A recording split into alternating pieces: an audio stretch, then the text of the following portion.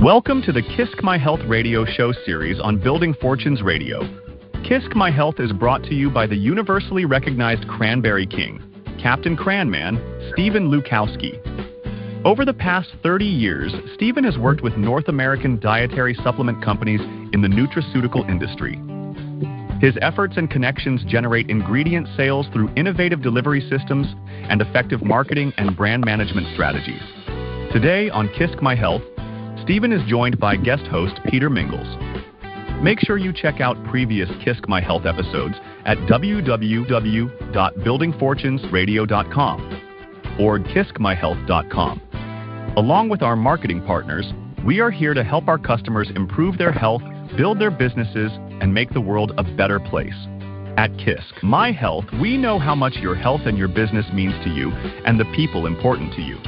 So spread the word, tell another friend, join our newsletter, and go make a difference in your world. Now, on to our show with your hosts, Captain Cran Man and Peter Mingils. Take it away, Peter. Hello, everyone. Peter Mingils here. You are listening to our KISC My Health Radio show on the Building Fortunes Radio Network. My name, again, is Peter Mingils. We started Building Fortunes Radio a long time ago, as the tail end of 2012, beginning part of 2013. And I always like to tell this short story so you guys see the origin of the KISC My Health Radio show. So this is going to be a super special one as well.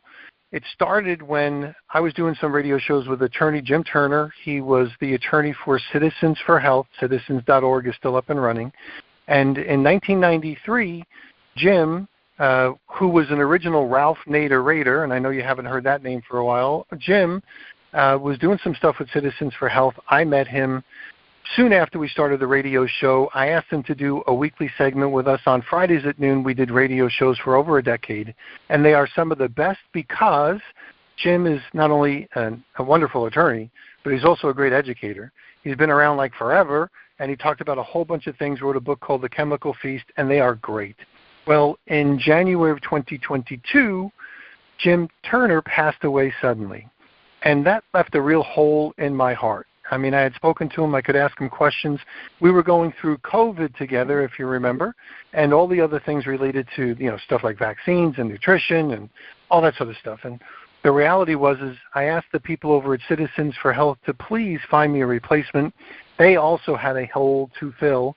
So I played replays literally for about almost a year, maybe even a little bit longer than that. I finally got some of the people to give me James Gormley. And that's really where this story begins, because James Gormley was the president. He was also a publisher, did a lot of great stuff in the industry as well. And James Gormley and I started doing some radio shows in January of 2024. And after a few months, you get comfortable with each other, he asked if he can have a guest. Well, that guest was Stephen Lukawski. I never know who Stephen was. He's Captain Cran Man, I was told. The King of Cranberries, they say.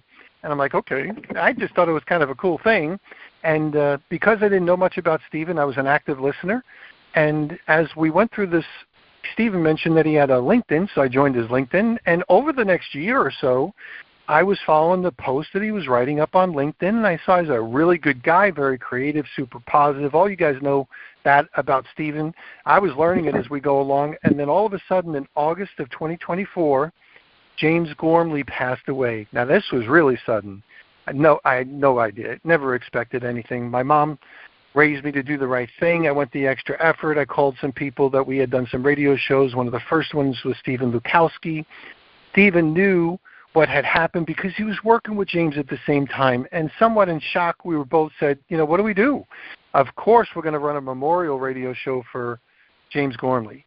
Somewhere in that conversation, as Steve and I were talking, mentioned something about my KISC book, KISC, K-I-S-C, the Keep It Simple Circle. I do a lot of sales training, productivity training, train myself and my people, and we're talking about making sure that we can keep things simple, and using the Keep It Simple Circle was one of the best ways to do it. Stephen said, wait a minute, we're going to run a KISC My Health Radio show. And he kept going, and he said, I'm going to do this. We'll get some people that I know, the leaders, the super champions in the industry, and all that sort of stuff. We'll be able to interview them, let them hear their personal story. And I said, okay, Stephen, that sounds great. So we started it. I bought KISCMyHealth.com, KISCMyHealth.com. And if you go there, you hear all of these wonderful radio shows. But I said to Stephen, what does KISC mean for you? Because KISC for me means to keep it simple circle. He said it's real simple. It's going to mean key influencers, super champions. I said, okay. And then sometimes it means key influencers, super Canadians, because he's from Canada, and we've had whole shows where we've talked about Canada, and then except for about baseball. But we also did like corporations, so sometimes KISS stands for Key Influencers Super Corporations. Well, today you're going to have a great radio show. I'm going to let him introduce our guests, but I first want to say thanks to our corporate sponsors, thanks to our active and passive listeners. Actives are those that just listen. Passive are those that just listen. Active are the ones that actually share with other people. Thanks for all of you if you're listening, and now, of course. And then thanks to Stephen Lukawski, who puts countless hours, stuff we never see, behind the radio show, in the introductions, the following up, and the following through, and everything else that he does. So, Mr. Stephen Lukawski, the King of Cranberries, Captain Cran Man himself, thanks for being here on KISC My Health Radio. Peter, thank you so much. I hope everybody out there who's listening is having a fantastic day. Welcome to KISC My Health Radio Show. It's going to be another amazing interview. And I have to, first of all, Peter, thank you for all the hard work and efforts you've been doing over the year. I know it's the last day, last week of April, and May is upon us now. I don't know where the year's going by so quickly, but I say goodbye, old man winter. All right, and hello, spring. All right, and hopefully summer soon, because I tell you, this has been a long winter, especially for our northern friends in Canada. All right, but this show, KISC, sit back and enjoy, and you are going to be inspired by our next guest on KISC, who I have had the pleasure of knowing for 20-plus years, and I'm a better person for knowing this person because he has changed the lives, not just of so many who've worked for him, but also for me. I can tell you, from the first day I met him, I knew he was something special, and here we are, 30-plus years now in the industry, both of us, and here we're going to share a story and success of this wonderful human being that God put on the planet for us, right, to enjoy. All right, but listen to me. This show is not about products. It's not about services. It's not about companies. It's about people who have made a difference, people who are natural in our industry. We call them natural product leaders. They're go-getters, jet-setters, trailblazers. They're transformational leaders. They're difference makers. They have gone the extra mile. But you know what makes them special? They sacrifice their time, their effort to help other people succeed. They all have servant leadership style, a giving heart that opens up the lives of so many people ahead of their own. And because you know what? They value people first, not the dollar sign. That's the beauty of this. All right? This is a not-for-profit radio podcast. And without the support from our corporate sponsors, this show would not be possible. So let's just give a quick thanks to companies like Pure Brands, the organic sweetener company that started in 2008, and RFI Ingredients, Joe Bradley, the Step Change Innovation Team, PureMune from Immudyne Nutritionals, the leader in beta-glucan, and also Heather Weiner. Wow, the Charlie's Angels over there, without their support, with this show, again, would not be a success story for our listeners to enjoy. So, again, our show is about those people who moved on. They passed away suddenly, and we didn't know too much about them other than being at the trade shows and hearing them through the media. But, we want to recognize the importance of the people who've moved on, who've inspired us, Peter and I, to go out there and memorialize people while they're alive and have them tell their story, their career journey, and share the ups and downs of their life, how they overcame obstacles, challenges, adversities. How they became successful, both personally and professionally. So you, the listener, can be inspired by their success and their lifestyle and what they've done to achieve their goals. And so without further ado, I think, Peter, we're going to just go to a commercial break with Pure Brands, and then I'm going to introduce our next super champion, icon leader in the natural product industry. Take it away, Peter. Perfect. Here we go. KISC My Health Radio welcomes our corporate sponsor, Pure Organic. What if reducing sugar didn't mean giving up the foods and drinks you love? That's the philosophy behind Pure, spelled P-Y-U-R-E, at pureorganic.com. Pure believes that if healthier food doesn't taste great, people simply won't stick with it. So they've created a full line of plant-based, organic, and organically sweetened sugar alternatives designed to deliver the sweetness you love without the sugar overload. From granulated sweeteners and liquid syrups to their powerful single-ingredient stevia extract, Pure makes it easy to sweeten your coffee, upgrade your recipes, and enjoy better choices without sacrificing flavor. And Pure is not just helping consumers at home. They also work behind the scenes with food, beverage, and supplement companies nationwide, helping brands reduce sugar while maintaining the taste, texture, and experience customers expect. With decades of expertise in food science and formulation, Pure is helping reshape the future of sweetness. Want to learn more about Pure? See their full line of products, discover their story, and explore what makes them different at pureorganic.com. That's P-Y-U-R-E organic.com. Visit pureorganic.com today and taste the future of sweetening. At KISC My Health Radio, we want to thank Pure for being our corporate sponsor. Now back to our show. Take it away, Peter. We are back. Can't wait to get started with Stephen Lukawski. Stephen, take it away. Thank you, Peter. Well, everybody grab their favorite beverage and sit back and let's listen to this wonderful, cran-mazing interview that we're going to have today on KISC My Health. I welcome the one and only, the most decent human being I have seen in a long time, all right, out there in the industry, Brian McNally from Stryka Botanics. Welcome, Brian. Hey, Steve and Peter, thank you so much for having me.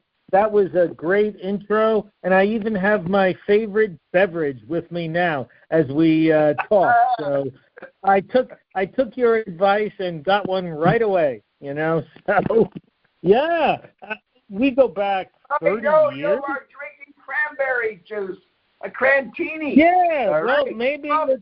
maybe it's vodka and cranberry. Does that count? Yes. Well, you know, they now have non-alcoholic vodka. It tastes like vodka, which is just great. Oh, okay. All right. So that's what I'm drinking. I don't want to influence people the wrong way. So it's non-alcoholic vodka. Yeah. I forgot I didn't read the label when I poured it in there. Well, my friend, but cheers to you. Yeah, thank you guys for having me on. You know, I look forward to the conversation and see if the three of us can impact more people. Well, thank you, Brian. So let's first of all let people know who you are, for those who don't, and because we have new listeners that are not in the natural product industry, and they're driving their vehicles or they're at home, and all of a sudden they're hearing Captain Cran Man out there bring on our next guest, and who is this Brian McNally? Why is he on the show? What has he done that's so special in this industry?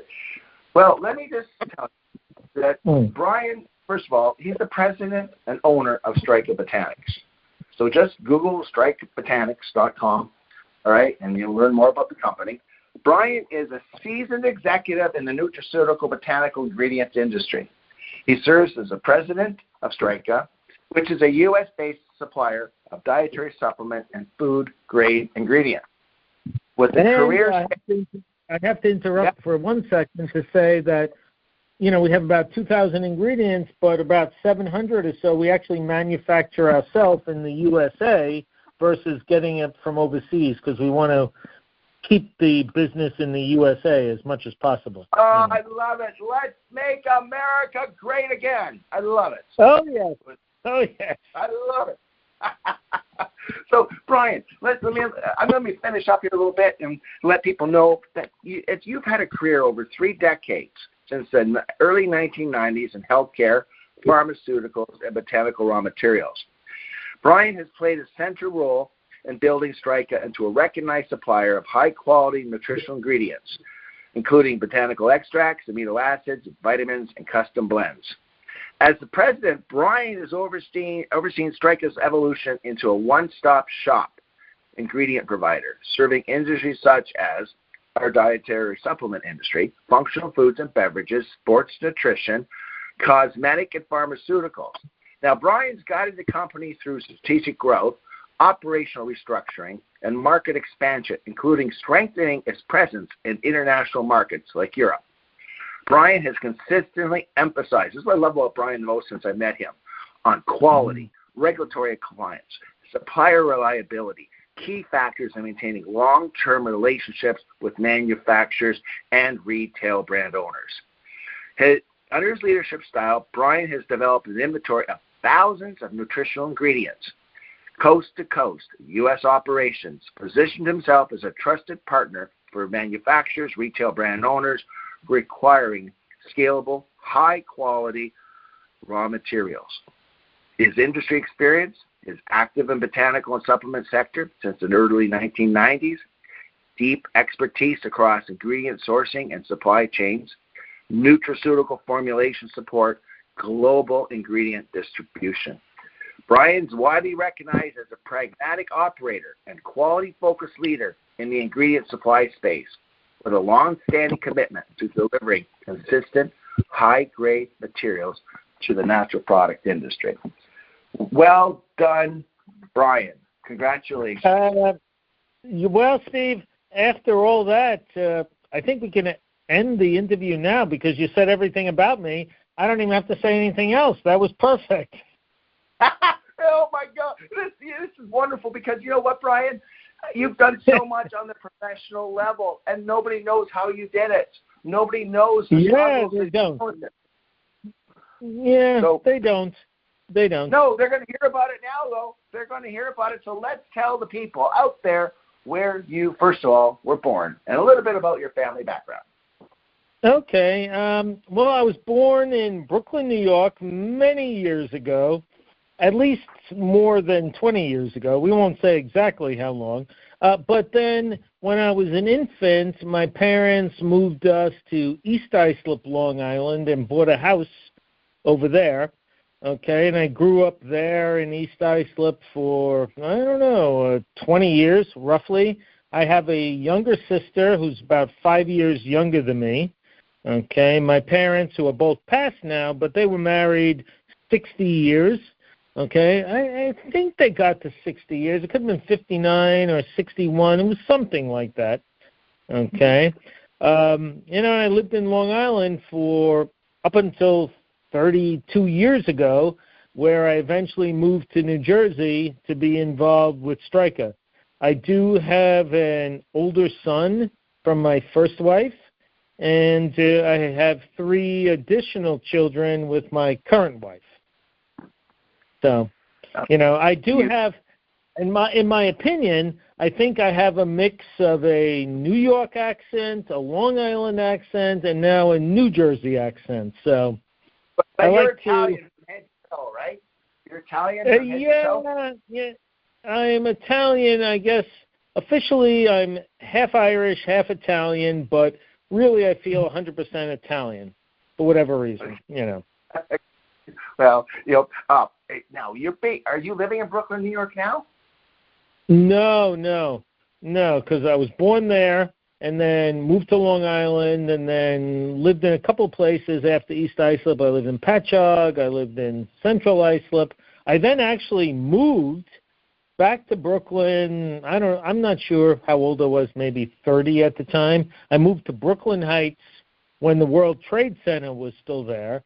And, it was in Manhattan, but my apartment you could see across the water there, the World Trade Center. So I just loved that view. And then the thing, of course, we know what happened there. And then from living in Brooklyn Heights is when then I moved to New Jersey to be involved with Stryka and eventually own Stryka. So yeah. When I was living when I was living in Brooklyn Heights, that was quite interesting because I was taking a subway all over New York City as a management consultant, but maybe we'll talk about that later. So I'm an expert. If anyone needs any advice on what subway trains to take, I'm the person to call, for sure. So the next time I'm in New Jersey, New York, I want to take you to a little a restaurant bar that that just ended up becoming in the top 50 in North America. It's located in Brooklyn. Okay. Yes, it's called Bar Madonna. Bar Madonna. Yankee players were there, right? And Madonna herself was there. And I was going to say, is there a link to Madonna because of the name? Yeah, it's the last name of the father. All right, that I understand the story. Okay. Right, so Madonna is an Italian. So anyway, I'm just letting you know. I'm going to take you there for a crantini, of all things. Oh, and, excellent. Well, are you going to be dressed? Are you going to be dressed in red like you usually are? You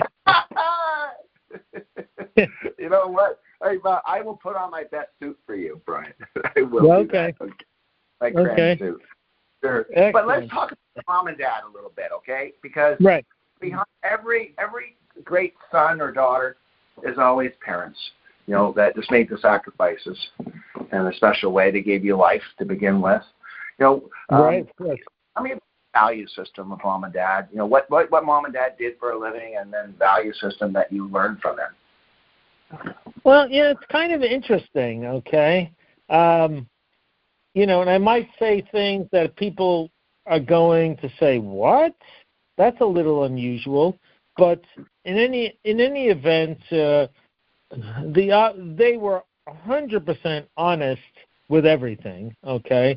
They would never do anything that would be questionable, 100% honest, 100% integrity, involved with their church, involved with helping the community all the time. So I learned a lot from that.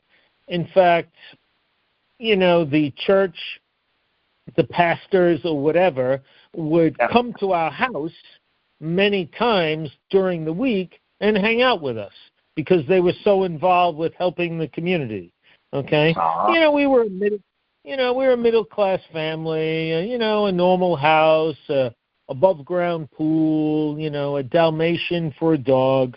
Okay?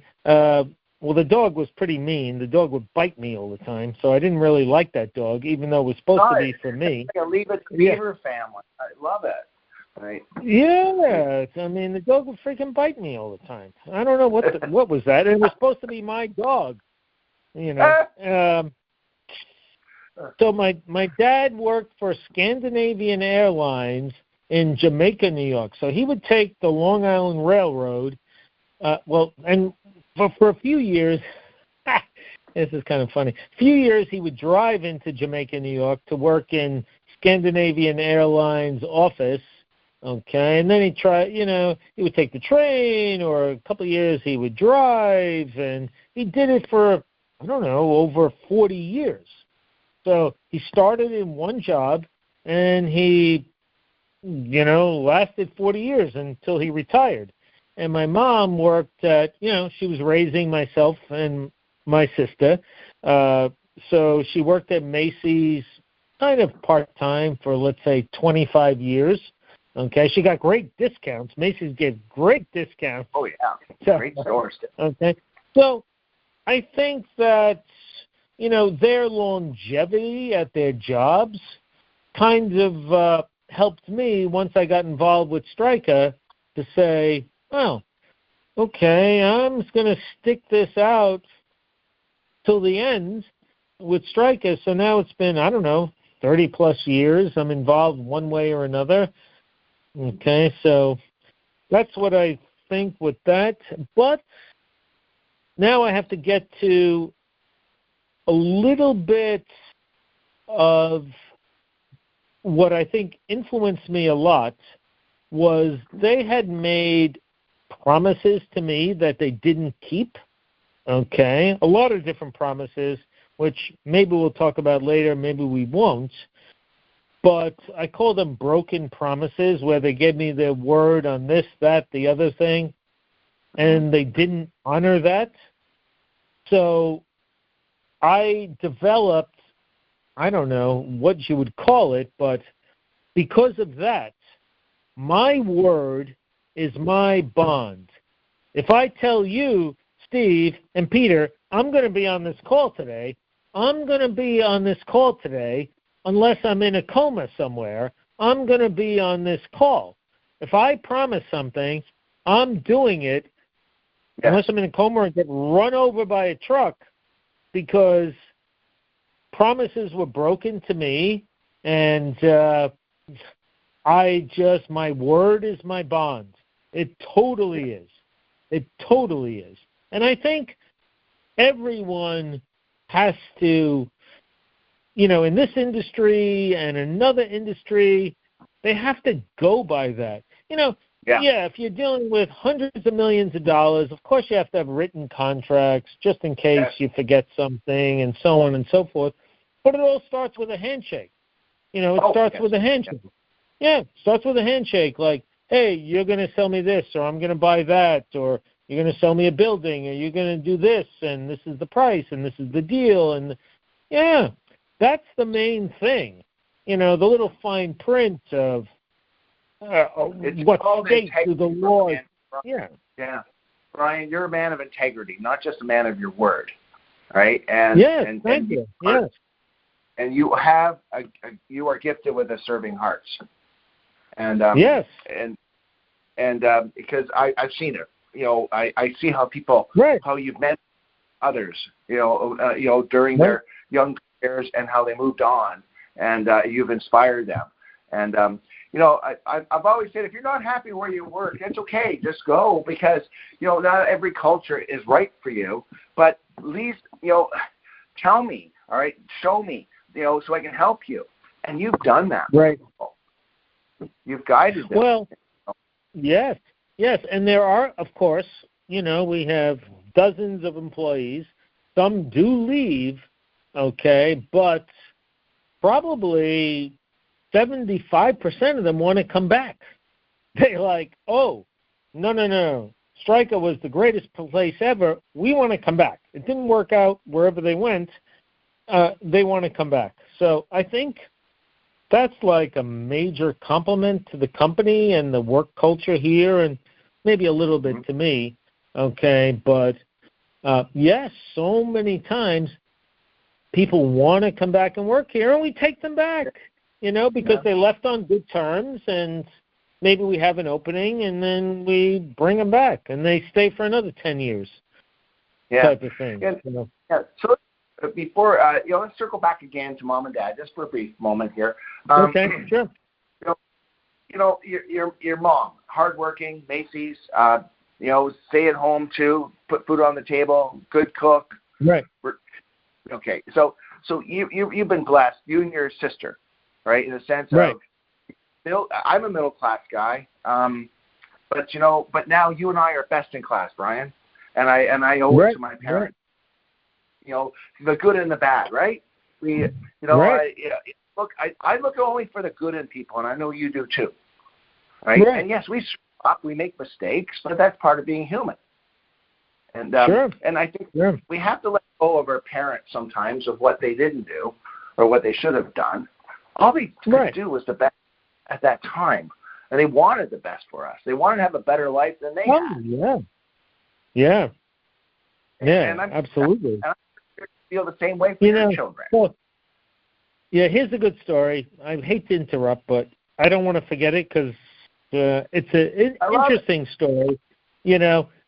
My parents eventually, they lived in Long Island also, in Patchogue. They lived with my sister for a while. They split a house, but then they bought a home in Port St. Lucie, Florida, And as my father was getting sick, we had to get him up to back home, So what did I do? Oh, my God. I rented a trailer, flew down there, got the trailer, and drove him up from Port St. Lucie, all the way to Long Island so that he could get home because he couldn't fly. Wow. Well, and you know, isn't that a beautiful thing when you look back, how important it is to help our parents when time of need is? Oh, yeah, yeah. And the crazy stuff that happened along the way.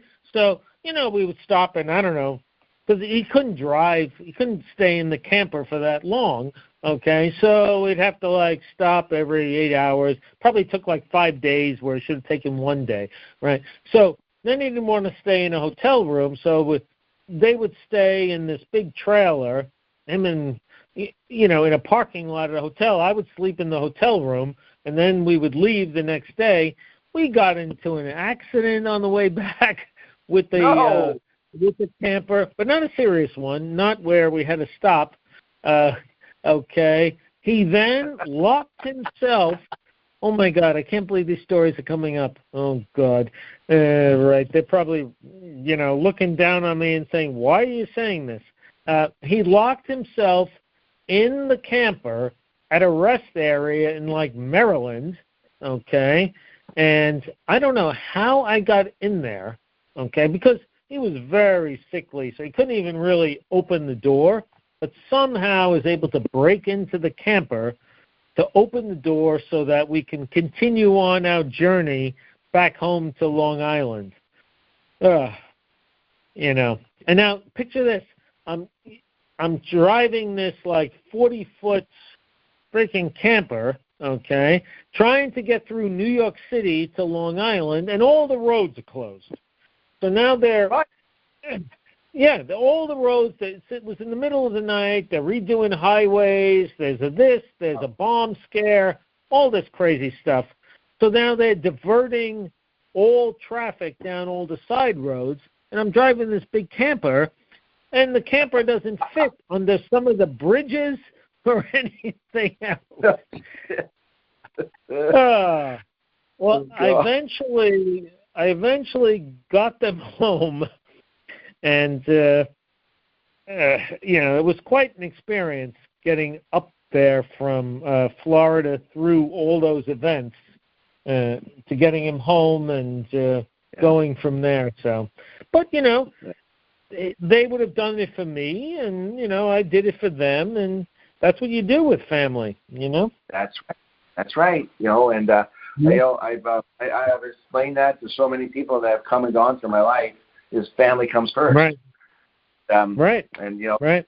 It's our responsibility.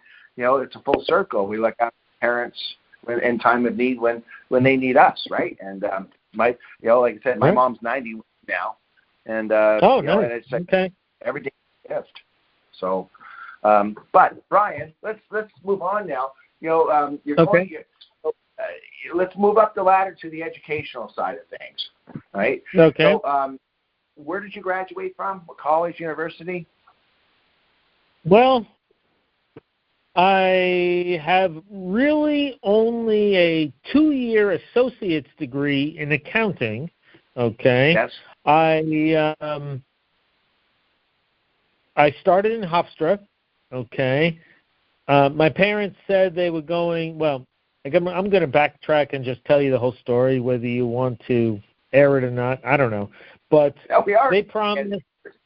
Yeah, you know, they promised that I can go to Florida. I was accepted in Florida State University and Florida University, having to do with baseball scholarships and so on and so forth. Okay, but not full scholarships, so there would be some money involved. Okay, and my best friend at the time, who was a year older, he said, okay, he's going to take a year off and work, and then the two of us are going to go to Florida State together to play baseball. Okay, and then when it came to actually going there, they said, no, we're not going to pay for you to go to Florida State or anything like that. You have to go to college here. I'm like, okay, well, somebody just took a year off from their life. My friend, who's still my lifelong friend, I text him like every day, okay? We like always texting, okay, and meeting and so on, you know. He's a year older than me. So he took a year off from his life. He then didn't go to Florida. He went somewhere else. I think he went to Stony Brook University on Long Island. And then my parents said, well, we're only going to pay for you to go local. We're not going to pay for you to go away. I said, okay. So I picked Hofstra. I got accepted to Hofstra. Okay. That's where, you know, I know Peter went and so on. So I go to Hofstra. Then my parents say, well, we're not going to pay for the first semester, so you got to take a student loan for the first semester, and then we'll pay for everything else after that. I said, all right, not bad. So it was like $3,000 so many years ago. It was like nothing. So I take the student loan, you know, and then in the first semester, then they say, the school says, okay, well, now you have to pay for the second semester and sign up and pick your classes and so on and so forth, like, you know, normal stuff. So I then go back to my parents and say, okay, what are we going to do for payment with that? They said, well, we're not paying for it. I said, what? I said, you told me that I couldn't go to Florida because you weren't going to pay for it. You made me go to Hofstra. You didn't pay for it. And now you told me to take a student loan, which I did, and now because you were going to pay for it going forward, and now you're not going to pay for it. I said, you know, if you couldn't pay for it because you couldn't afford it, I get it, but you need to tell me, okay? So what I did in the middle of the Hofstra semester, I withdrew. I said, that's it. I withdraw from Hofstra, even though I really like the school, as Peter would know, because he likes it, okay? So I withdrew and got myself a full-time job. And then I said, all right, so now I'm working full-time in a factory and went to college at night and paid for college myself at Suffolk Community College in Stony Brook, and I completed an associate's degree in 2 years at night while working full-time over those 2 years, and then transferred to CW Post. But because I was moving up so rapidly, I had a 2-year accounting degree. I then got a job as an assistant to a vice president at some company, and eventually the accounting department was already working for me. So I said, well, going to CW Post at night, I was up to about 110 credits. I only needed 14 more to get my BA or BS or whatever it was at the time in accounting. I said, but I already completed all my accounting classes. The accounting department already works for me, so why am I going to bother taking a sociology class or a psychology class or a gym class or a public speaking class? I said, nah, I'd rather just spend the time working at the company. So I withdrew and never finished my 4-year degree and moved on just because the accounting department already works for me. There was no more benefit to getting the college degree. So I think we kind of digressed from the original question, but, you know, that's the story. So I'm going to ask you, did you eventually finish? Go back? No. I thought about doing it, but, you know, I'm a hard worker. Yeah. Brian. Right. Yeah. I'm a hard worker, and I didn't see if there was a benefit to it. Yeah, I would do it, of course, because CW. They'll probably give you a master's. You're kind of breaking up there, Steve. So I can't hear you that well. I said they'll probably give you a master's degree now if you go back. All right. Yeah, probably just based on life experience. You know. Yeah, that's exactly right. So I'm thinking, you know, like I don't know. I've always wanted to complete whatever I started. And It's like I'm a guy that needs to make my bed first thing in the morning, all right? And because I it's an accomplishment. It's starting out the morning, accomplishing something. And so when I look back at my life, right, I always wanted to, did you always want to own your own business, Brian? When you were going through your college years, you're working in the plant. Okay. Yes. And in fact, somewhere along the lines, maybe in my early 20s, I did own an alarm company. We did okay, and then I eventually closed it up. But, I owned that. I had a paper route, which was my own paper route. I mowed lawns. I did all sorts of stuff to make money. So I'm always entrepreneurial, no question about it. I love that about so you are streetwise. That's who you are, a streetwise person. Yeah, streetwise, common sense, I think, is probably one of my strongest assets. Okay, and I'm very balanced. So I'm a Libra. I was born September 30th. So I think that's an excellent zodiac sign because I'm balanced. I look at this side, that side, and I'm like, okay, well, the best situation is this and that, and that's what I'm going to go with. I'm not this way or that way. So, like, when in high school, I took accounting, I took law, I took statistics, and this is kind of funny. I took American history. So I had this teacher in junior year in high school, so I quickly learned, and see, this is really a good example, okay? This, I think, the more I say this, oh my God, this is a really good example for all the listeners.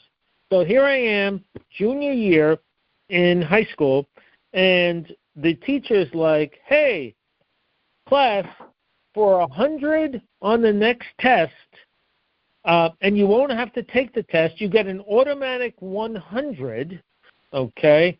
Who was the third president of the United States? I'm like, I don't know, and there's no internet at the time, so then I'm like, okay, so that went on like literally every day for like the first month in class. I'm like, well, this is, nobody knows the answers, okay? So I just said, so I just said, third president of the United States, that's Adams. Washington, Jefferson, Adams, etc. Okay? So I decide to memorize all the presidents of the United States. Okay? I memorized them all at the time. And I memorized the dates of their terms, this year to that year, and then memorized the vice presidents. Okay? So within like a weekend, I memorized all this. So then, after a month and a half into the semester, the teacher would go, okay, who's the 17th president of the United States? So I'd raise my hand and say, Johnson. Okay, she'd say, oh, okay, Brian McNally, you got 100 on the next test, and you don't have to take it. So, I love that teacher. So, yes, I know. So I took her again in senior year, okay? But think about this. You think about this. I was the only one in the class of like 30 that was smart enough to say, she asked this stuff every freaking day, okay? I'm going to memorize it. So, and then she would get bonus points. So I had 110 average in American history in my junior year. And again, I took her again for American history 2 in senior year and had 110 average.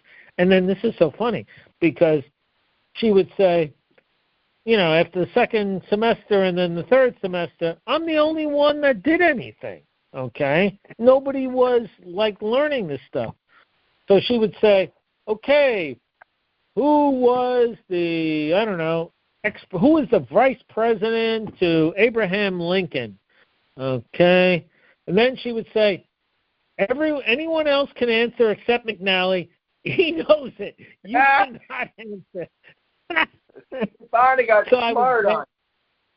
Yeah, so I got banned from answering until finally, you know, you say, okay, nobody knows it. Brian, what's the answer? I'd be like, okay, Johnson was vice president.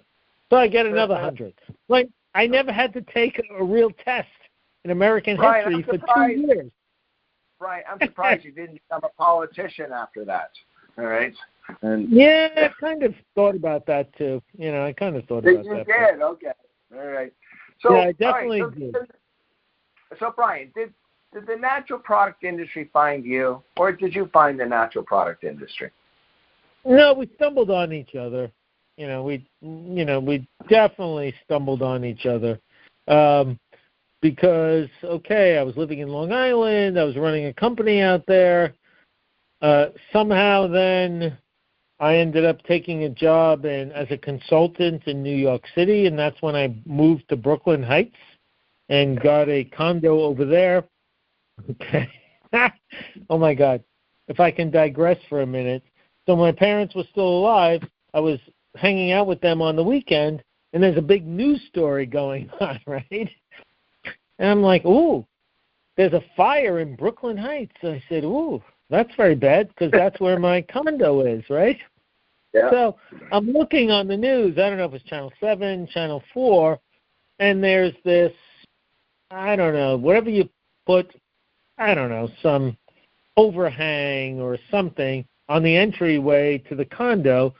And I'm looking, I'm like, wait a minute, that looks like my building. So it was like upside down, so I had to like turn my head to watch the news. And I said, oh, my God, that's 52 Clark Street. That's my building. That's the one that's on fire.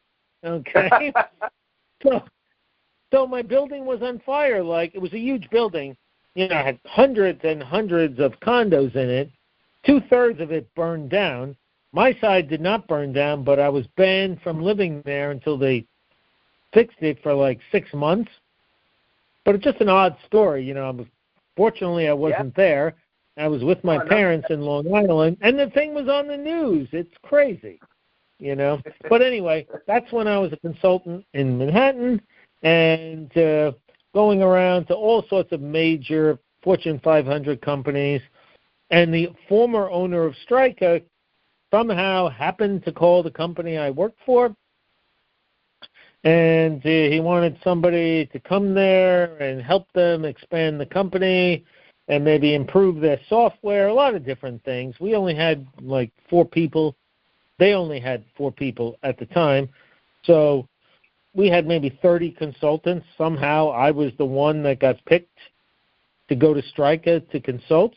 So I'd go once every 2 months, then once a month, and then twice a month, and then 3 times a month, and then 5 times a month, and then 3 times a week. And then the former owner's like, well, I'm spending a lot of money for your company. I'll just hire you to be the general manager. It's going to be a lot cheaper. You'll make more money because I'll pay you, I'll pay you more than you're making as a consultant there.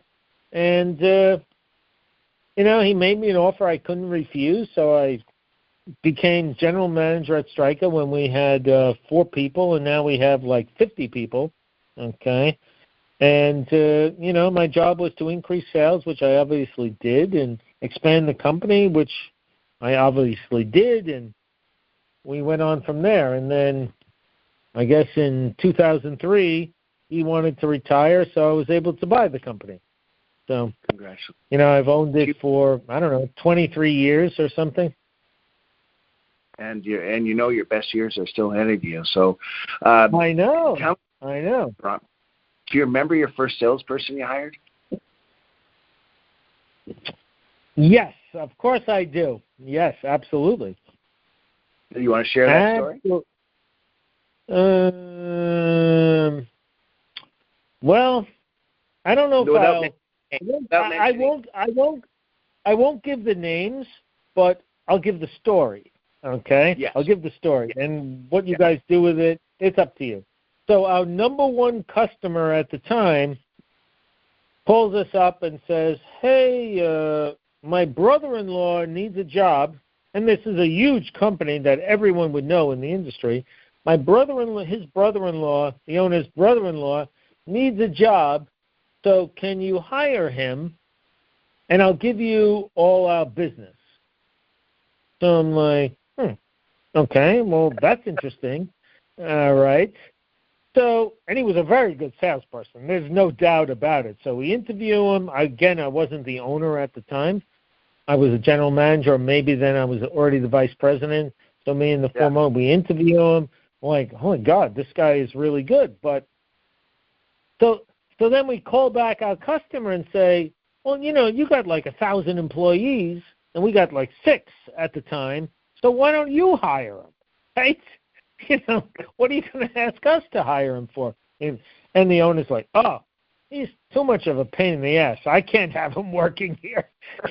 No way. So you're going to do me a favor. So I love them. All right. Anyway. You're going to do me a favor.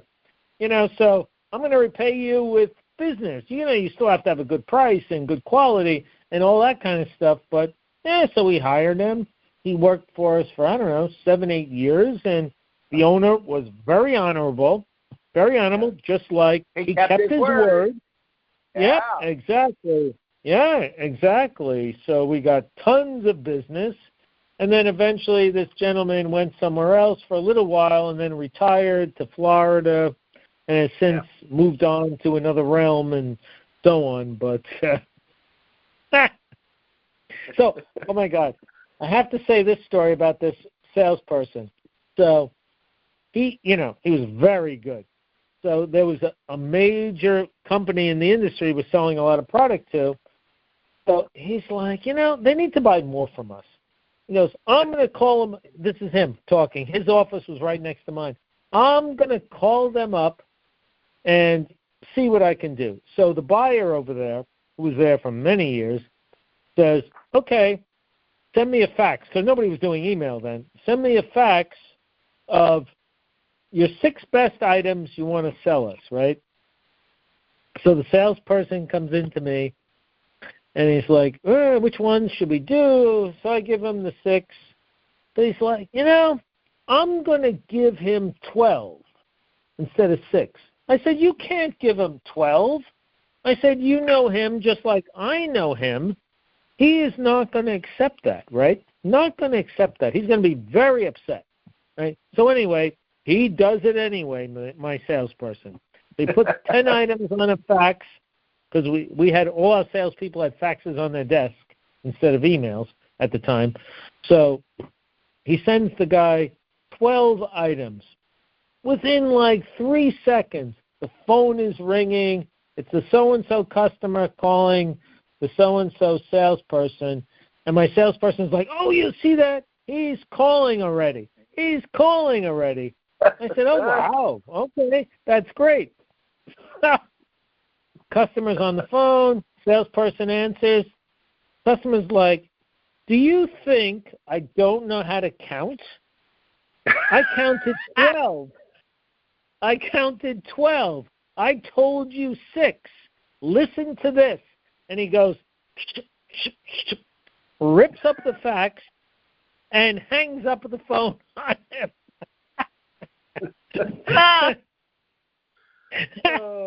That was such a classic. The guy still loves Stryka, so he always kept buying from us. But that was really a classic. So. Like Brian, some places are training grounds for salespeople. Like your people just love you, and they come back to you. All right. And, right. I got people, general managers here. 30 years now. The controller's 29. We got salespeople here at 22. Quality control 20 plus. Warehouse manager similar. Occasionally somebody leaves, and 70% of the time they want to come back. So how does COVID change all that now? All right, with you and the people you've hired, are most of them working at home, or are they in the office? No, they're all here. If they're local enough to drive here, then they're in the office. Yeah. There's, and in this industry, because of quality, and you have to see C of A's and documentation and samples and color match, and we have a lab here, so you got to run to the lab and talk to the lab person and check the density specifications and the ID testing and so on. Can you do it from home? Yeah, but it's not really workable. If you're within driving distance, you have to be here. If there's a blizzard or something, okay, everyone has access from home. Stay home and, check your emails. We're cool with that. That's no problem. Excellent. Well, Brian, I want to break for a commercial and come back. Will you please let our listening audience know, what advice you give to the natural, the younger generation in our natural product industry. Think about that while we break for this commercial with Joe Bradley and the Step Change Innovation team. Take it away, Peter. Here we go. So Step Change Innovations is the company. StepChangeGo.com is the website. Here we go. Here's a word from our sponsor, Step Change Innovations. Selling science-backed ingredients is tough. No one understands that better than industry veteran Joe Bradley. For over 20 years, Joe has blazed trails in selling science-backed ingredients into emerging markets. He's seen the challenges firsthand, the long sales cycles, the regulatory maze, and the struggle to turn groundbreaking science into retail success. That's why he dedicated his career to overcoming these hurdles. At Step Change Innovations, we're on a mission to make that journey easier for you. Whether you need expert regulatory guidance, a launch strategy that transforms your ingredient into a premium consumer product, or an outsourced sales program that fills your pipeline with quality leads, we've got you covered. Imagine your innovative ingredient not just as an idea, but as a proven, market-ready product displayed on shelves, building trust with every customer, and driving real sales. With our deep industry expertise and a robust network of suppliers, retailers, and co-manufacturers, we turn challenges into opportunities and accelerate your path to market. If selling your science-backed ingredient feels like an uphill battle, let's change that. Schedule a conversation with Joe Bradley to talk through your sales challenges and brainstorm ways to overcome them. Whether it's refining your strategy, securing retail placement, or building a sales pipeline that actually delivers, we're here to help. Visit StepChangeGo.com to connect today and take the first step toward getting your ingredient on shelves faster and easier. At KISC My Health Radio, we say thank you to Step Change Innovations for being the sponsor of this podcast. Now back to our show. Take it away, Peter. And we are back with Stephen Lukawski. We're on the KISC My Health Radio show, and we have Brian McNally here. We're talking about his life and some of his background. This is fascinating. So, Stephen, back to you. Yeah, this is a fantastic interview. Thank you, Brian. It's just getting better now. All right, so we're going to cover three areas: guidance and advice for the younger generation. 2, we're going to talk about qualities of leadership, and 3, the important mentorship. Right. So those 3 areas we're going to over the next few moments. So let's look at the guidance and advice that you could give the younger roles, and then again, younger generations, and in the role of a salesperson. Right, and let's start there, and then we'll branch out. Okay, I like that one about the salesperson, the younger one starting out. They can't be. This is by far the best thing. They cannot be afraid to deliver bad news to the customer. Okay, and bad news meaning, they promised delivery on Friday. It's not going to happen until Monday. Because they have to understand that these customers have production set up or whatever they're going to do. So they have to give them the news. They can't be afraid, and I see so many people not really here because I instill it in them to, give the information so that customers are not upset.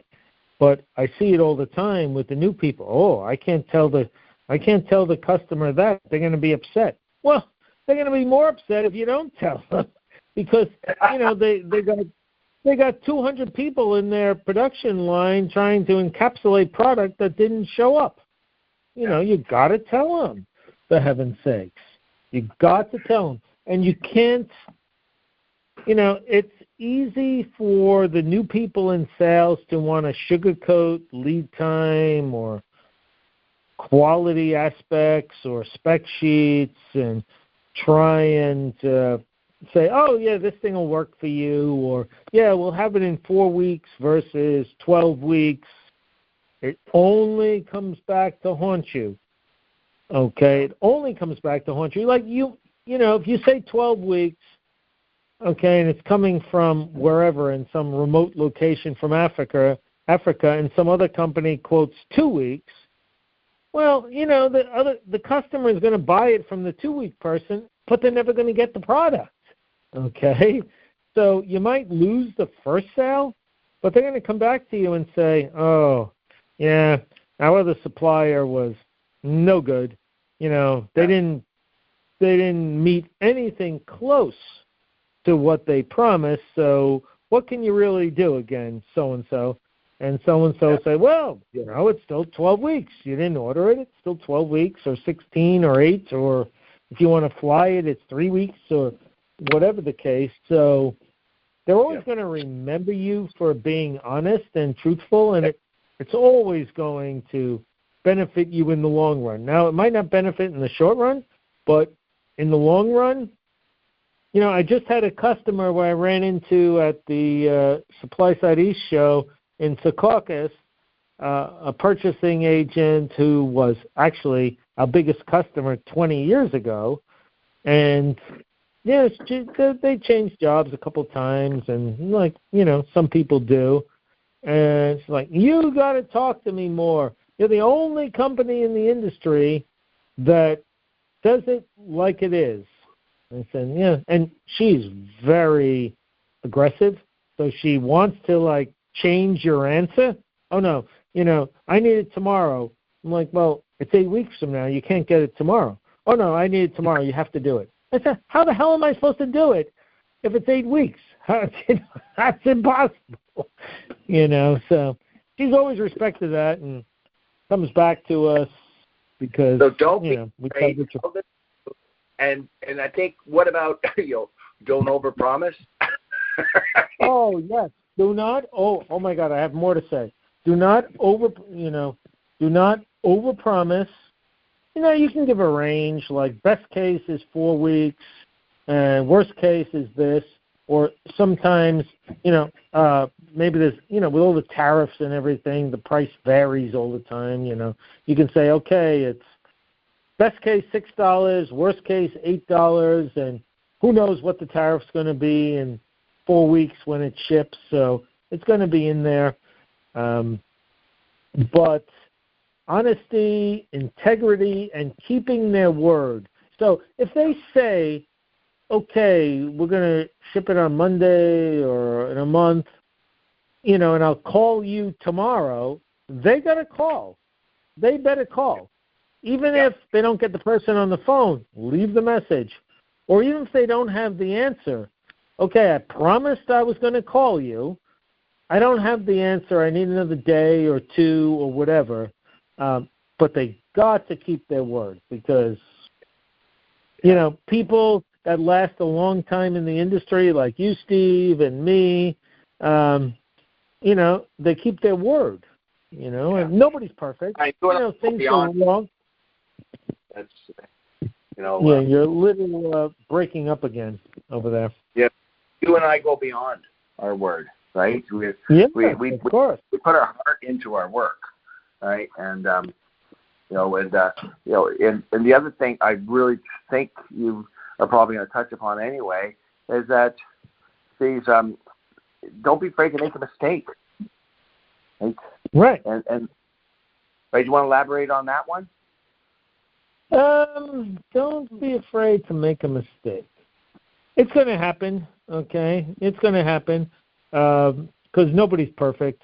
If you're 99.99%, you're going to make a mistake, but you got to, face the music and call up, and really all the customers are going to respect it instead of hiding from it. You can't hide from something going wrong. Sometimes it's not even your fault. UPS didn't pick up that day because their truck broke down on, around the corner, and they didn't pick up, so it didn't ship, or, all sorts of unusual things can happen. So you got to call up. If you promise something, you got to call up. And don't be afraid to use the phone. Oh, my God, nobody wants to use the phone anymore. It's all email or text, and I said, pick up the phone and call. Sometimes, most of the time, people don't even answer. But leave a voicemail. Don't be afraid. Leave a voicemail. So. Brian, out there is like, people move around, right? They move around from job to job. So it's important. I think your people know this already from you. Be neighborly. Don't burn your bridges.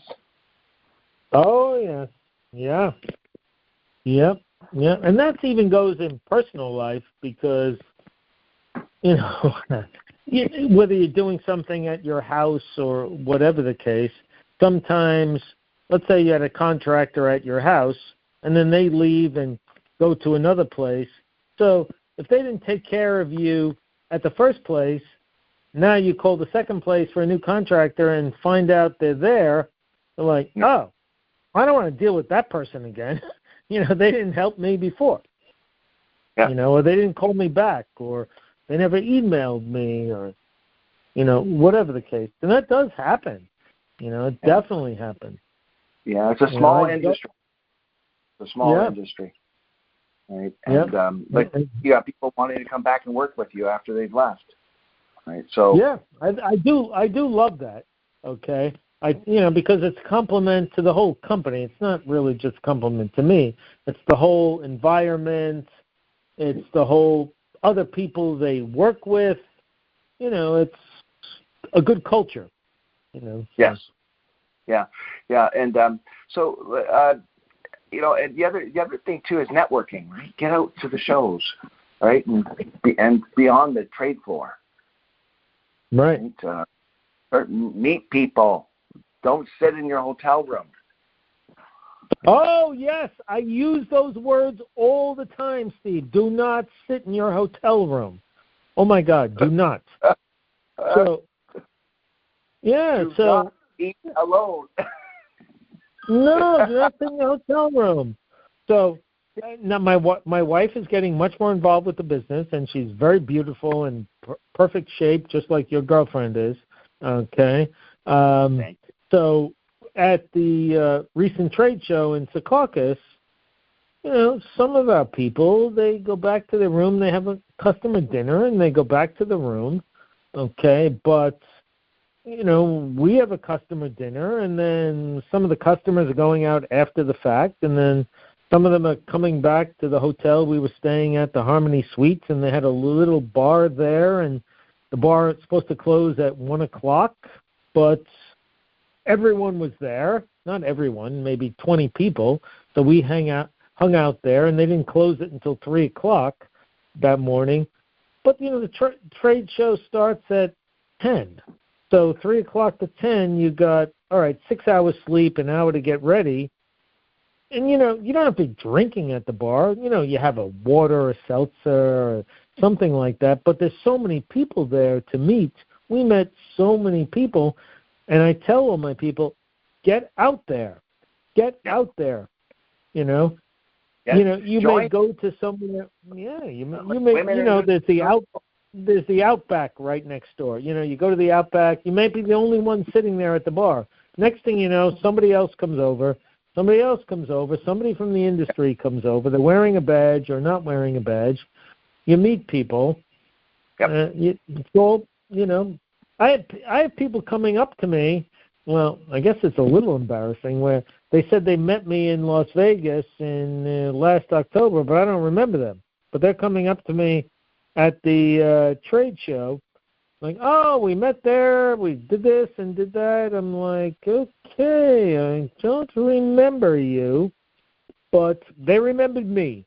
So I must have left a good impression because I was out and met with people and, had great conversations, and that's what people have to do in the industry, And that networking never stops, right? And I know it's getting more expensive. Trade shows are getting more expensive, but yes, right. It's not by emails, right? So it has to be in person, all right? And start look, and I'm sure you get your people out to different organizations like Women in Nutraceuticals or Botanical Council or whatever is happening out there. But Brian, you're doing a great job with your salespeople, but you are a great quality leader out there, and I want to know what qualities do you think make a great leader? And then I think Go ahead. Yeah. I think three things with that. One is helping all the people that are around you, whether it's work or I coach a lot of baseball teams, so helping the players advance, or in this case, work-related. I am so proud to say that I think, other than one person, anyone that's in management at Stryka has moved up, okay? We're not hired from the outside. They all moved up. I've paid for some people to get extra training if they need that. They get opportunities. And then they see that, oh, my coworker just got promoted to a new position, so wow, I should stay here for 20 years because I'm going to get promoted too. And, many people do. Not everyone, because maybe they're not the best. But, we try and promote people so often. Like Michelle, the general manager, I don't know, she's here 29 years, but she wasn't the general manager all that time. She was the former owner's assistant. Then she did accounts receivable. Then she was living in California. So I actually relocated her from California to New Jersey, promoted her to general manager, and then I hired a husband, too, on top of it for sales. So, they had an amazing life with Stryka, and there's many stories like that, and people here see it and say, oh, wow, I don't want to leave here because, I can move up, maybe not today, but I can move up in a year or 2 years or, whatever the case. So I so much like to promote from within because over my career, I was promoted from within a lot, so I kind of feel like it's giving back a lot. I was always had opportunities, so let me give opportunities to people. I know you have a couple more points on quality. What about compassion and empathy? With what? With customers or employees or employees? People are human beings. They're not a dollar sign, right? We always look at that. Right. So we have so we have a situation actually right now. It's very current. A person who's been in a customer service department, 12 years and so on, or 15 or whatever it is, and she lives right in Hillsborough. And her husband's going through a few medical things, but she lives right in Hillsborough. So she has a key to the building. Okay.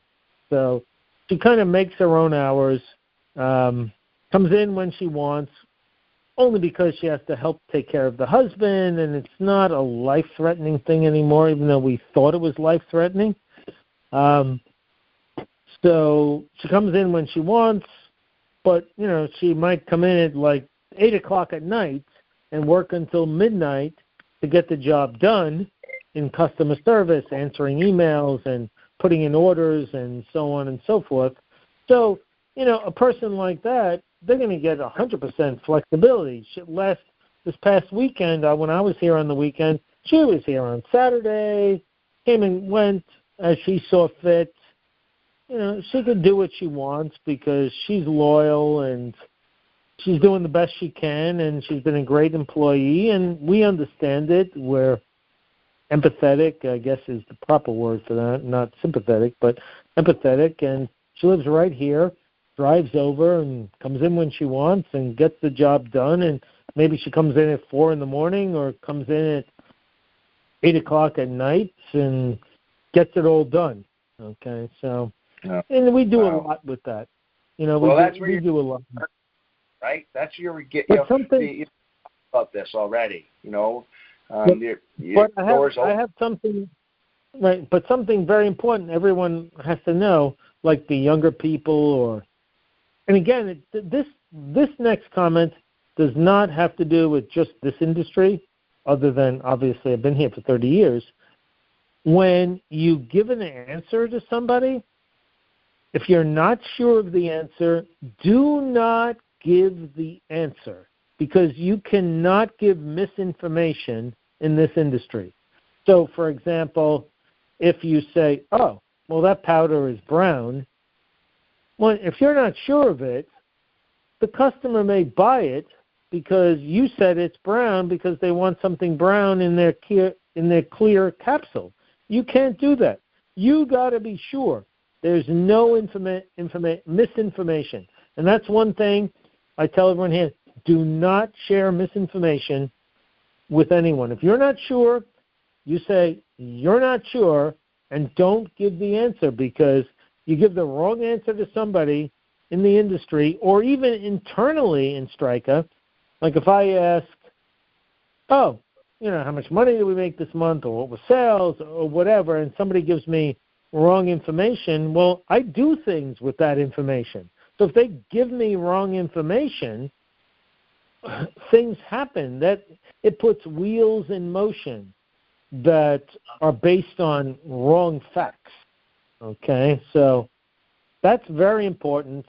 And everyone here, if you came here and talked to everyone, and said, what does Brian think about misinformation? They'd be like, oh, he's very much against misinformation. So think of that as something that your listeners could learn for any industry, any place, any time. Do not give misinformation. If you have a purchasing clerk somewhere and the vice president of purchasing is asking some information, it's better to say, I'm not sure, let me get you the accurate information, because you give them wrong information, they're scheduling things, they're scheduling sales things, and, a lot of things happen that may not be accurate because somebody gave misinformation. Right. So, all right. So, Brian, I'm now going to let Peter take over for the interview. All right. And because, all right, I know Peter's got so many questions, and on the mentorship side and your personal life, and in terms of how you balance your workout. All right. So. I got a lot more answers. So don't worry about that. So, I have to go, but I want you to know, thank you for being the special person that you are. Thank you for being a superhuman being, and thank you for making a difference in this world. Right? Yeah, thank you for inviting me onto this. Thank you, Brian. And thank you for the relationship we have over 30 years. So. Yeah, Brian, it's a trust, it's respect. You've earned it, and I hope, I know I have with you. So, and thank you just again for being that leader out there, legendary leader, and making a difference in the natural product industry. So, God bless, my friend. Peter, take it away. All right. Perfect. Right. Thank you, Stephen Lukawski, Captain Cran Man. Hello.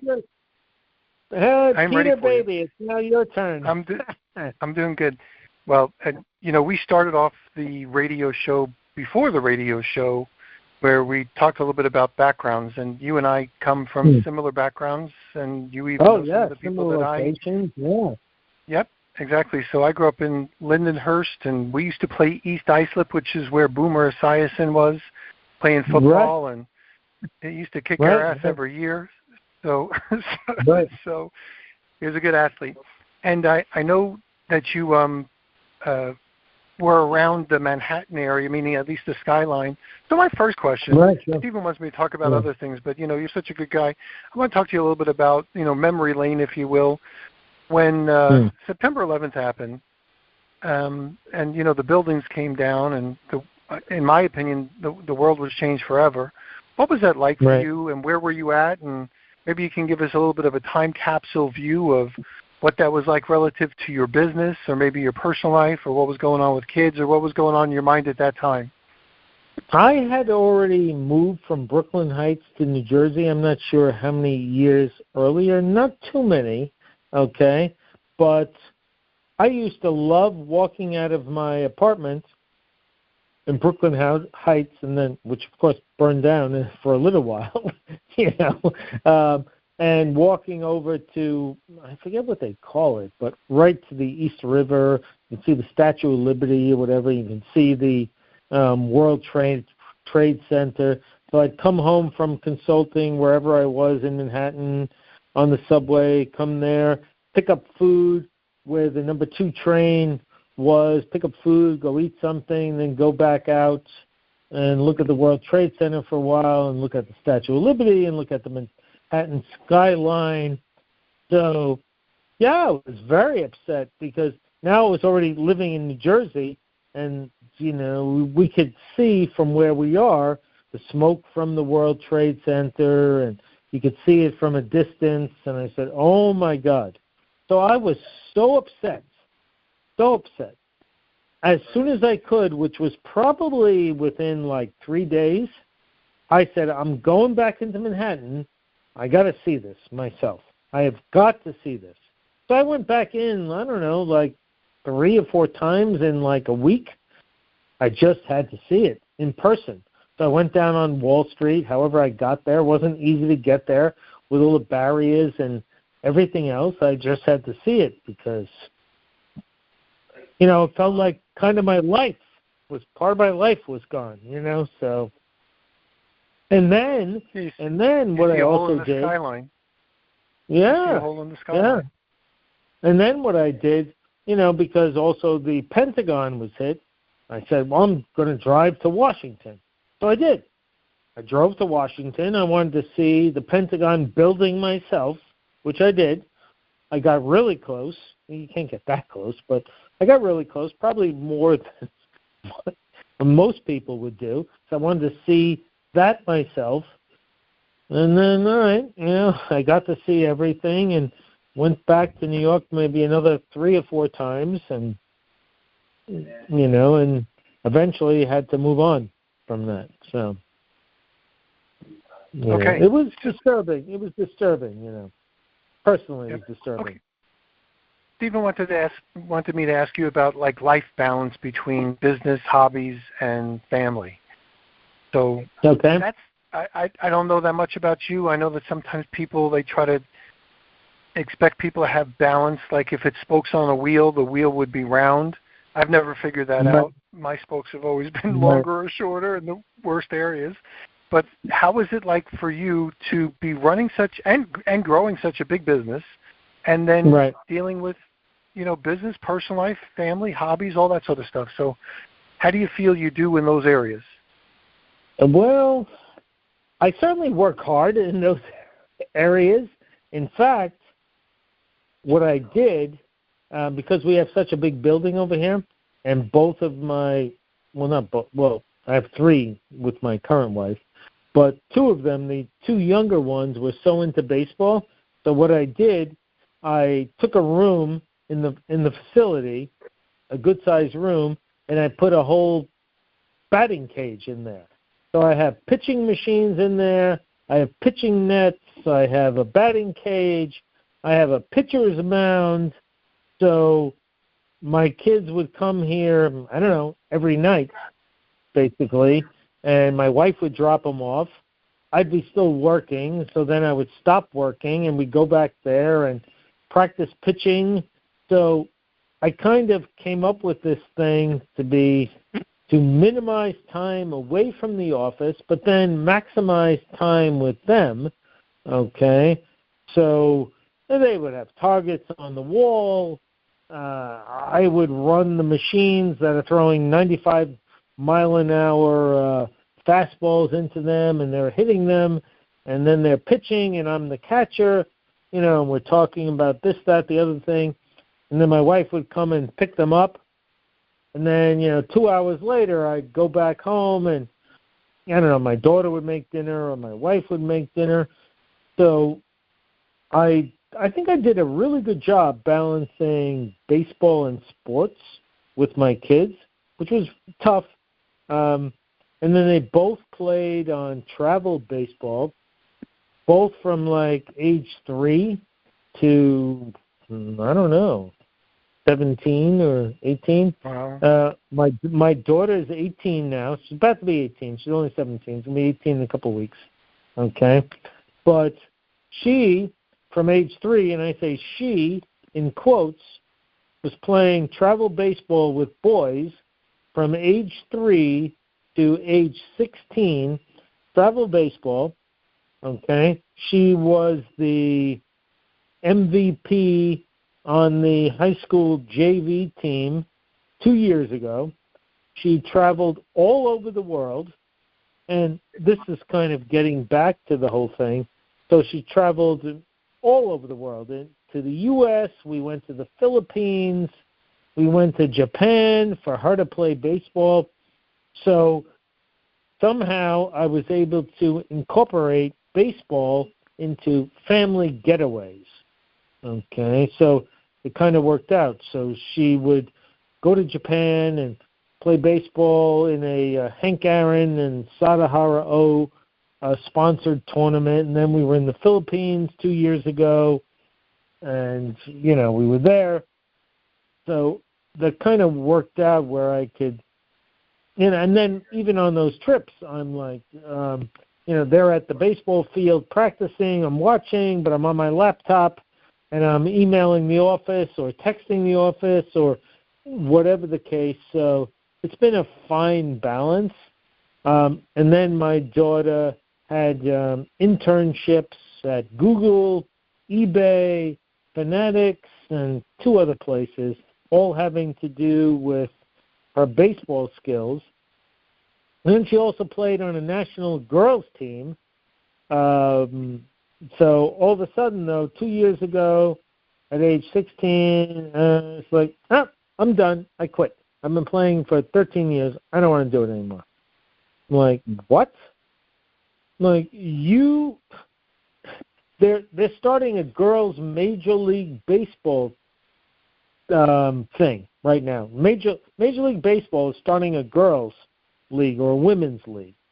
Said, now's not the time to quit. You're one of these trailblazers. What are you doing? No, I've had enough. I've played for 13 years out of 16 years of my life. I'm done. Oh, my God. What a mistake. But, you just can't push them. You just can't push them. I mean, she hits the ball so hard, she broke my finger, and I had a baseball glove on it when I was pitching to her. Broke my finger, broke my toe on another a ball, okay? So, anyway, the balance between the sports, the baseball, I incorporated because if you ever come here, you'll see I have a whole baseball room set up, and then I can get the kids here. I could be literally, while they're practicing, and I bring in coaches to practice with them if I'm not the coach. I'm on the laptop, the trainers are coaching them, and meanwhile I'm doing emails while I'm watching the situation. So, and then when they've been playing, well, even in the high school with my son last year, I was the assistant coach on the high school team, and then on their travel teams for many years, I was the head coach sometimes, I was the assistant coach. So, baseball's been a big part of our life over the years, so. Well, since you're in the New York, New Jersey area, I think it's appropriate for me to ask, are you a New York Mets or a New York Yankees fan, if any? Well, I'm not going to say this because my kids think something else, but in any event, right now I'm a New York Yankees fan, but I'm really just a baseball fan. You know, I don't care really who wins the World Series. I like seeing crazy things that happen in the games. I want to see, This was a good series. The last series was a great series, right? Yeah, I have not watched virtually any baseball this year. I've been watching less and less because my daughter's no longer involved with baseball. So that kind of hurt me in a lot of ways because I thought that it was going to open so many doors for her. You know, you put on a college application that you traveled all over the world as a girl playing baseball. These colleges are going to be like, oh, my God, that's crazy. Of course, you know, we want you, like, immediately. So, yeah, she lost a lot of opportunities there. So, I don't know. But she still likes baseball. You know, it works out. It works out. Yeah. One way or another, on the it'll work out. Right. On the weekends, I have these coaches that come in on Saturday to work with my son, who's still playing baseball in the private school. Okay, so he bats leadoff and he plays left field or center field or shortstop, depending wherever they stick him. Okay, and then once in a while, because she drives now, she drops him off here, and she's like, I think I need to take a few swings. I'm like, okay, go ahead, go take a few swings with the coach. You know, so I think she's questioning her quitting, but I don't know. We'll see how it goes. Yep, time will tell. So I'm going to switch subjects a little bit. We're going to go back to you as a business owner and also, a dad and a parent and all that sort of stuff. You know, there's this new technology. You talked about fax machines making a big difference. There's this new technology called AI and all the things that are happening within the last couple of years. How has that helped, hurt, affected you? Probably a little bit of both in what you do for your business. Well, you know, we keep talking about it. We actually have meetings about it with our IT people. We have a couple of those with independent people from the outside. I don't think that AI is going to be very helpful for this industry with active customers. So a customer who says, hey, I want something a little bit more brown than what you just sold me. Well, AI is not going to be able to figure that out. You know, that's impossible. That's not possible, you know. Or the customer says, hey, your tap density and bulk density, we want something a little more dense or a little less dense, or we want a different particle size. AI cannot answer that. There's no way. That's almost impossible. So, and if it answers it wrong, that puts us into a big liability position. So we got to keep AI out of that. Now, I use AI for a lot of personal stuff, looking up this, who's the best doctor, if I have a toe problem or whatever the case, that kind of a thing, or what does this mean or that mean? And, of course, then I cross-reference it. I check Claude, I check Gemini, I check, ChatGPT. So I have them all, and I check them all. So the only thing I think right now for this industry that anyone should use AI for is maybe working with customer prospects, okay? Ones that you're just reaching out. Oh, I met you at the show, or Stryka met you at the show, and, we have 2,000 items, and this is our catalog, that kind of thing. And then they come back and say, oh, do you sell echinacea? And then AI responds, yes, we do. which one do you like? We have 3 different species and 27 different varieties, which is probably the actually accurate answer, okay? But then when it gets a little more intricate, AI has to stop and say, okay, we're going to refer you to one of our quality control team members. So. Right. Well, that would make sense. So in reference to AI, I understand your point. Do any of your employees use it for, whatever, doing a presentation, making images, any of that sort of stuff as well? The salespeople definitely use it for various things. I'm not sure exactly what they're using it for, but they are using it.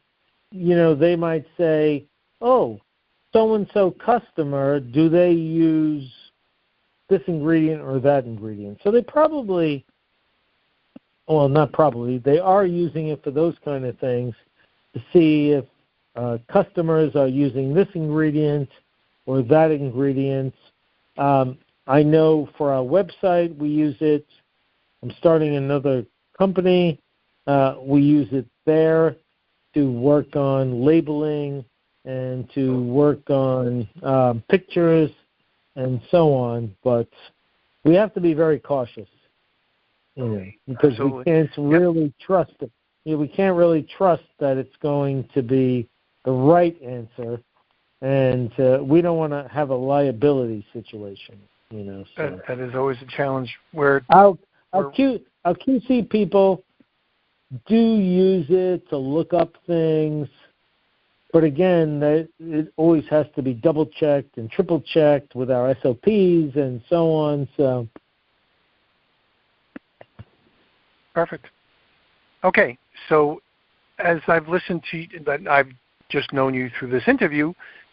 Stephen's known you for a million years, but it seems like if somebody's working for you, they're not just working for you. They're learning life's lessons that they can apply in other areas of their life as well.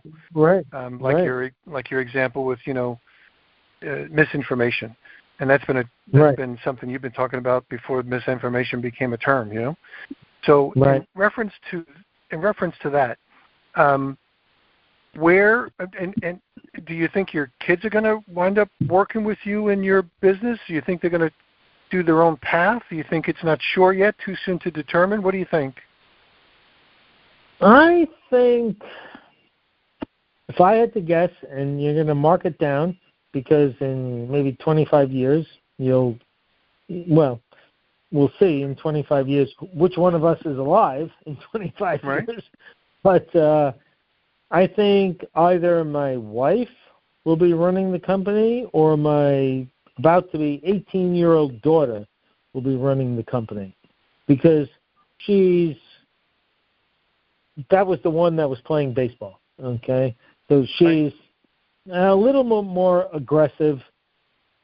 So interesting, she had to decide at college, because she's graduated now, high school. She had to decide at college. So I told her, okay, you got to figure out the college on your own, and I don't even know if I want to say it, but in any event, because I had to pay for my own college, okay? I just paid for you for private school for 12 years, okay, which cost me like $1 million for each of the 3 kids, okay? So now it's your turn, okay? Now it's your turn. You got to figure it out. You got to take student loans and so on, okay? I'm not paying for the college. I don't know if that's something going to air or not air, but in any event, it is what it is. It is what it is. So, so she got accepted. Well, I have to backtrack a little bit. Now, remember, she's a baseball player playing with boys. She also was diagnosed 3 years ago with multiple sclerosis. So, so that makes it even more complicated for her to compete with the boys, much more complicated.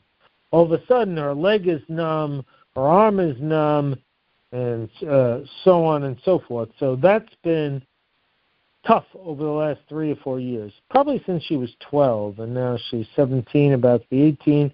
So it's been a long journey over the last 5 years. But now she's very stable. She's on a new medicine. But I think at some point she'll be the one taking over the company. She's been here, worked like last summer. She worked here like when salespeople would go on vacation. She would literally sit at their desk, answer as if they were not on vacation. Okay? So she would just respond to the emails, and she would be selling. Totally selling. And then I would pay her a little bit of a commission. She was so excited with the commission. Okay? And even now, when she had to decide the college and how she's going to pay for it, she got the college down from $55,000 a year to $9,000 a year. I said, how the hell did you do that? She said, I wasn't accepting it because I have to pay for it. Now, if I had to pay for it, if I was paying for it, she wouldn't have done anything. I would have been paying $50,000 a year for her college, but all of a sudden she has to pay for it and take out a student loan. We did just buy her a car, so I will say that, so she could go to college. We just bought her a car. But all of a sudden, when the kids have to do it themselves and then say, oh, my God, I don't want to pay $50,000 a year for 4 years, not counting masters and doctorates and so on and so forth. So she got it from a $50,000 college thing down to $9,000 a year. That's crazy. That's crazy. Yeah. Yeah, she negotiated with 4 colleges or 3, whatever it was, back and forth. I said, wow, this is crazy. I said, this is amazing. I've never heard of such a thing that you can negotiate with the colleges. So she did, and she accepted, and really she had until tomorrow to accept with all the colleges. So she accepted to TCNJ, okay, the College of New Jersey. That's the one she decided on versus Rutgers. Wow. She got accepted to Rutgers. She got accepted to Drew, and then some other 4th college, which I forget. But, yeah, so she paid the deposit yesterday and last night, and off we go. But very interesting. Small world. Yeah. We haven't discussed it on this radio show, but we do a lot of stuff with companies that deal with MLM. And there's a gentleman, right, Professor William Keep, who's over in marketing over there. He's now retired, but it's over at the College of New right, Jersey, and they do an MLM conference every year. It's coming up on May 7th. Yeah, so we're very familiar. My audience is really familiar with the College of New Jersey and things like that. So good stuff. Okay. Yeah, good stuff. Yeah. Well, we wish her luck. Yeah, she sounds like we've never met her before. She sounds pretty dynamic, and she's obviously learning a lot. And let's face it, I'm going to say this, a college education is only good if you need a college education for an interview. I graduated with a biology and a chemistry major and a French minor, and the only part of my college education that I use right now is I do a radio show on Friday nights with Jean-Luc. He's my French guy. So I sold vacuums with Electrolux after college. So, it all works out one way or another. You bring your head with you wherever you go. It sounds like she's got a good head. Right. I never finished my 4-year degree. I got my 2-year degree, but I never finished my 4 because already the accounting department was working for me, and I had already finished all my accounting classes. Well, am I going to take a phys ed class or another sociology class or psychology class or whatever the crazy things they got going on to finish the last 15 credits? So. Yeah, crazy. Interesting. Well, it's it's amazing that she's done. I could just imagine a lot of parents calling up saying, "How the heck did she do that?" She could probably, be a part-time consultant relative to how do you manage your way through these things in the college years. Now, it also helps that she started off with a really good foundation. Sounds like a sharp kid. Right. Did some stuff before that. All that sort of stuff has you as a teacher. And kind of got all that stuff as well. So fascinating. Well, this has been a great interview. I don't want to keep you here all day. Is there anything else you want to kind of share with our KISC My Health or our Building Fortunes Radio audience? This has been fantastic. Yeah, I might. Let me just glance through. Let's see.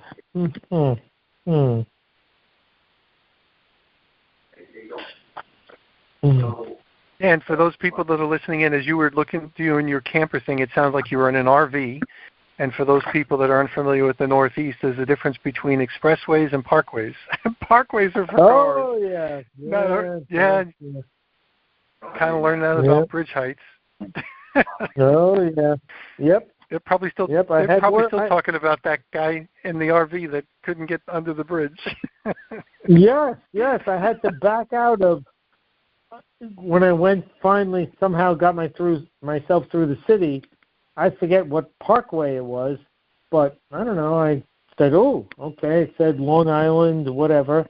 So I go on there, and I never heard of this parkway, even though I lived there before. I still never heard of this parkway. And then I see the bridge sign, and I must have had like 30 cars behind me. And I got this big RV, and oh, my God. I had to back the thing out. I had to get like 30 cars moved out of behind me. Okay. I'm getting out of the RV. I was a little out of control. I was a little bit, yelling and screaming, get out of the way. I got to get this thing out of here. Okay. Eventually, I got everyone to move. Oh, boy, what a mess that was. Yeah. Yep. And that was a long time ago, because if it happened today, you would have been shot. Right. Oh, yeah, that's probably true. That's probably true. You would have met your demise. Yeah. One of the interesting thing was, we have this building we're in right now, okay, where many years ago it was for sale. We were like 3 doors down, and we were renting a place, and we did some work. We were using this place as a vendor or something like that, and I would come here and visit, and I said, wow, this place is perfect for Stryka. It's perfect. It's got all these dust-controlled rooms. It's got everything segregated for powders, just like we need. I said, well, if they ever sell this place, hopefully I can get to buy it. Sure enough, a few years goes by, and the thing goes up for sale. Okay? I said, oh, my God. So I told my wife, because I'm very good at manifesting things, I said, we're going to get this building. So, well, I put in a bid. They ignored me for many years. 2-3 years went by. And eventually, to keep the story short, they put the building up for auction at 1/3 of what I was willing to pay when they had it listed with a real estate. Okay? So I was so excited when that happened. But I knew way back when that we were going to own this building. It was just in my there's a word for it. But I just knew that this was going to work out for Stryka. I believed it worked out for Stryka. And that's kind of that's what I'm trying to get to, that people have to believe that something's going to happen. Don't think negative, and don't think that it has to happen today, but just be positive and don't overthink something. If you want a Mercedes or you want a new building or a new house, that's all you have to think of. And then move on, and then something happens in your life, and you have to take some action, because if you don't take some action, you're not going to get what you want, okay? You take some action when something crosses your path, like the building coming up for auction, okay? Driving down the road, it's a mile from my house, building came up for auction at 1/3 of the price. Nobody bid on it. I ended up buying it for 1/3 of the price, and during the auction, they're like, well, why aren't you bidding what your attorney put in like 3 years ago? I'm like, well, why would I bid on that? There's nobody else bidding on it. You know? Right. So, you know, you should have taken it 3 years ago. Why didn't you take it? Why didn't you take the offer? Oh, well, we didn't think you were serious. Well, I said, you know, I literally said, I didn't slip it under your front door, okay? I sent, because it was owned by a Belgian company. I said, my attorney sent you a letter, multiple letters, to Belgium and paid whatever, and I had to pay him whatever it cost. So obviously I'm serious about it, and you just ignored me. For 3 years you ignored me. So, yeah, so I got it below the auction price. Below the auction price. Wow. Yeah, because nobody was bidding on it. I was the only one there to do it. Wow. You know? Yeah. You know, even that day, they ended up actually closing the auction because nobody was bidding, including me, because there was a minimum starting bid, okay, and nobody bid. So they were bothering me, like, well, you know, you wanted to pay this. Why not bid? Well, who am I bidding against? Right. But that day of the auction, I said to my wife, I said, you know, I'm going to get this building today, but I don't even have to be at the auction. I'm going to get this building, 100%. There's no doubt. And you had to go with like an auction deposit of $250,000 or something like that. So I had my certified check. I said, yeah, I don't even think I want to go. She's like, what do you mean you don't want to go? You have to go. I said, no, I don't think I have to go. So anyway, I was 100% right. It didn't sell at auction, okay? And then they decided they're going to take email negotiations. So ended up emailing back and forth for like 2 or 3 days and paid, well, I put down, I think, a third of the thing, but it was much less. It was like 20% of the original price, and I got it. Wow. So, yeah. Yeah, so, well, you know, did the right people thing. just you have to put yourself in a position to be able to take advantage of it. Yeah, I think people have to believe that they have much more abilities than they really think. And if they really want something, they just have to think about it. And when something crosses their path, they have to take action. They can't look at it like, okay, the auction crossed my path on a Saturday. Well, if I didn't go to the auction or didn't put in a bid on email, well, I wouldn't get the building, right? So you have to do something. But, so. And that's the way my whole life has worked out. So. Things have worked out. Well, that's perfect. Well, I want to appreciate your time for being here on KISC My Health Radio. Is there anything else you want to add in closing? Let